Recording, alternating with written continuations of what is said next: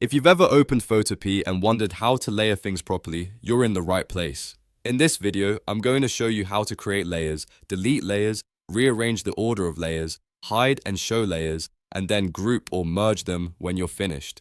Once you understand layers, editing in Photopea becomes much faster, cleaner, and a lot more professional. If this tutorial helps you out, go ahead and hit the like button and subscribe for more easy Photopea tips and step-by-step tutorials.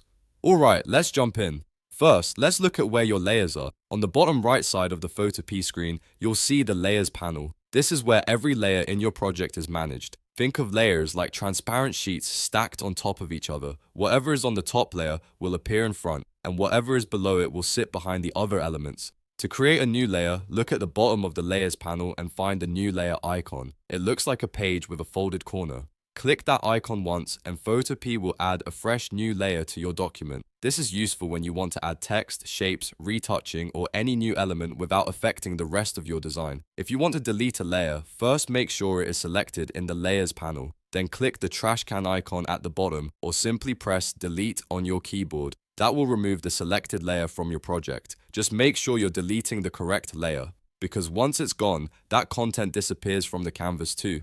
Now let's talk about arranging the order of your layers. The layer stack is extremely important because it decides what appears on top of the canvas and what stays underneath. If something is hidden behind another object, it might just be in the wrong layer position.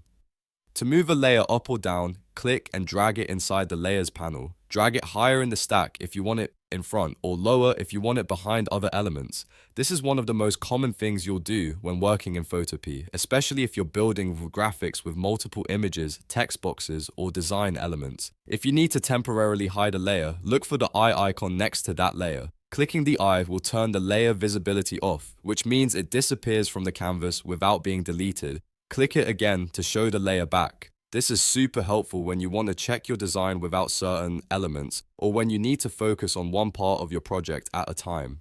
Next, let's move into grouping layers. Grouping is a great way to stay organized, especially when your document has a lot of different elements. To group layers, hold Ctrl on Windows or CMD on a Mac, then click the layers you want to combine into a group. After selecting them, press Ctrl+G on Windows or CMD+G onto Mac. Photopea will place those layers into a folder, keeping them organized together. Grouping makes it much easier to move multiple items around at once. Instead of dragging each layer separately, you can manage them as one neat set. This is really useful for things like logos, text layouts, social media graphics, and anything else that has several connected parts. Now, if you want to fully combine layers into one, you can merge them. To do that, select the layers you want to flatten together, then right-click and choose Merge Layers. You can also use the shortcut Ctrl+E on Windows or CMD+E on Mac. Merging is helpful when you no longer need the layers separated and want to simplify your project.